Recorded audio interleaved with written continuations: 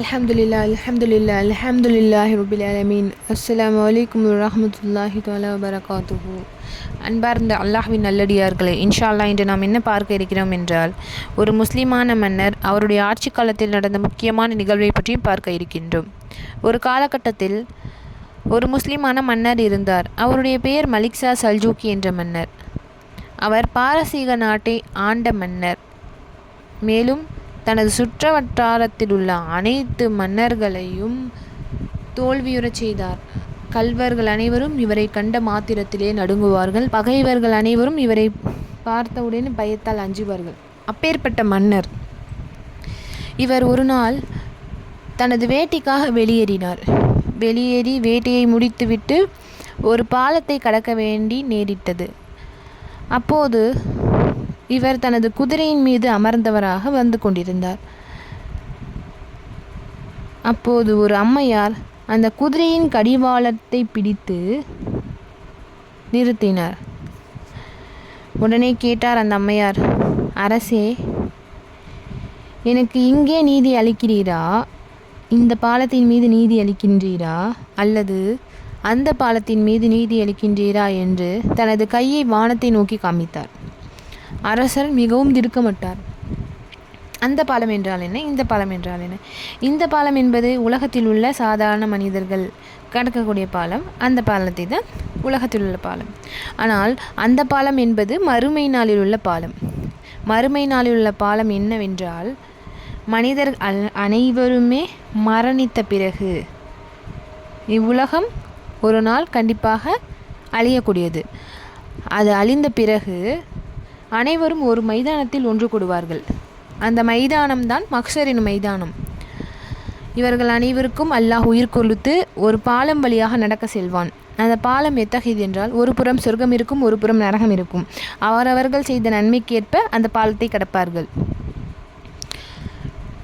எவருடைய நன்மைகள் தட்டு கனத்தால் தாழ்ந்து விடுமோ அவரை பார்த்து அல்லாஹ் தாலா சந்தோஷமடைவான், மகிழ்ச்சி அடைவான்.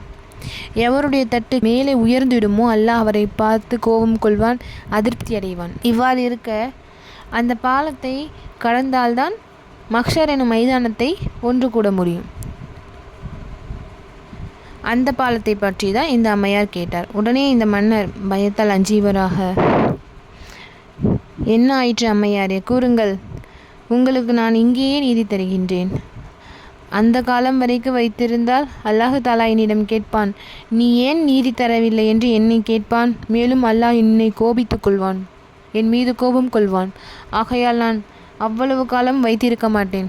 தங்களுக்கு என்ன ஆயிற்று, இவ்வாறே இப்பவுமே கூறுங்கள் என்று கூறினார். அதற்கு அந்த அம்மையார் கூறினார், நானும் ஒரு பசுக்கன்று வைத்திருந்தேன். அதனுடைய பாலை விற்றுதான் நான் என் வயிறை ஆற்றி கொண்டிருந்தேன். ஆனால் இப்போது என்ன ஆயிற்று என்று கேட்டீர்கள் என்றால், உங்களுடைய காவலர்கள் சிலர் என்னுடைய பசுமாட்டை பிடித்து கொண்டு போய் சமைத்து சாப்பிட்டு விட்டார்கள். அதனுடைய கிரைத்தை கூட எனக்கு தரவில்லை. இப்போது நான் என்ன செய்வேன் என்று அழுது புலம்பினார். இதை கேட்ட அரசர் உடனே விசாரணை நடத்தினார். காவலர்கள் அனைவருக்கும் தண்டனை வழங்கப்பட்டது. மேலும் இந்த அம்மையாரை அழைத்து வரப்பட்டது. தங்களுடைய ஒரு பசுமாட்டிற்கு பகரமாக 10 பசுமாடுகள், பசுக்கன்றுகள் அந்த மன்னர் வழங்கினார். சுபஹான் அல்லாஹ், எவ்வளோ பெரிய விஷயம்! ஒன்றுக்கு பதிலாக 10 பசுமாடுகளை வழங்கினார். அந்த அம்மையார் இந்த மன்னருக்காக துவா செய்தார். அல்லாஹ் தஆலா அவங்களுக்கு சொர்க்கத்தை அருள்வானாக என்று அந்த அம்மையாரிடம் துவா செய்தார். சுபஹான் அல்லாஹ். இன்றைய காலகட்டத்தில் எவ்வாறு உள்ளார்கள்? ஆனால் அந்த மன்னருடைய ஈமானோ எவ்வாறு உள்ளது என்று பார்த்தீர்களா? இவ்வரும் ஆட்சி காலத்தில் நல்ல ஆட்சியை தந்தருள்வாயா அல்லாஹ் என்று துவா சொல்லிய வண்ணமாக என்னுடைய பயானை முடித்துக் கொள்கின்றேன். வாஹிரு தஅவுனா அல்ஹம்துலில்லாஹி ரப்பில் ஆலமீன். அஸ்ஸலாமு அலைக்கும் வரஹ்மத்துல்லாஹி வபரகாத்துஹு.